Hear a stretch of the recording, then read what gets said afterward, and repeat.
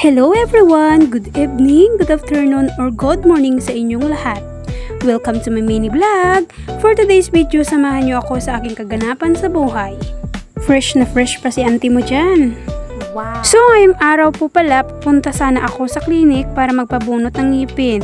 Dahil halos na magpa 5 months nang sumasakit at ngumingilo. Instead magpabunot, bumili na lang ng uniform ni Ria sa Socorro dahil di off the doc kaya di natuloy.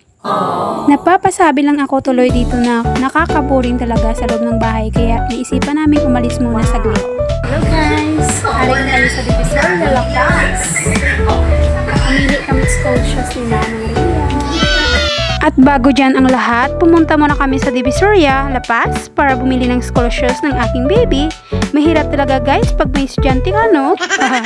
Nakakatawa nga lang dahil kung saan ang pinakababa na presyo, yan lang ang binibili kasi nahihirapan na ako sa pagpili kung ito ay sakto ba sa kanya ang size or hindi. Kaya naisip ko na lang na 30 ang size para suot naman sa kanya.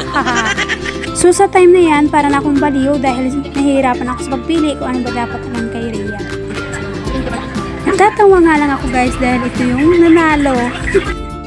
Sa kadami-rami pa naman, ito lang yung napili. Good luck kung may estudyante ka kay bakal ka dyan sa uniform niya. Hari-kali kami guys sa Socorro.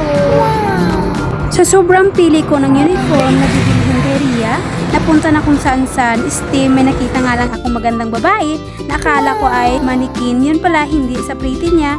As in, kaya nagpa-picture ang person. Sobrang ikot namin ni ng Erika, pumunta muna kami sa Diamond para magpa-aircon kasi nga ang init-init sa labas. Sobrang happy nga talaga ako guys dito dahil nakahanap po ako ng uniform na ni Ria.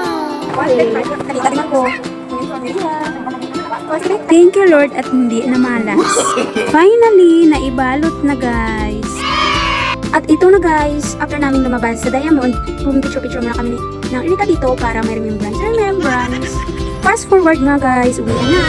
So dahil nga ang dilim-dilim sa labas, isipan na namin ng Erika umuwi kasi nga baka bumuwas ang lakas na ulan. Ito na talaga guys, bubuhos na talaga ang ulan. Oh my God! At ito na nga, basa yung likod ko kasi umuulan. At dito na lang guys, salamat sa panonood.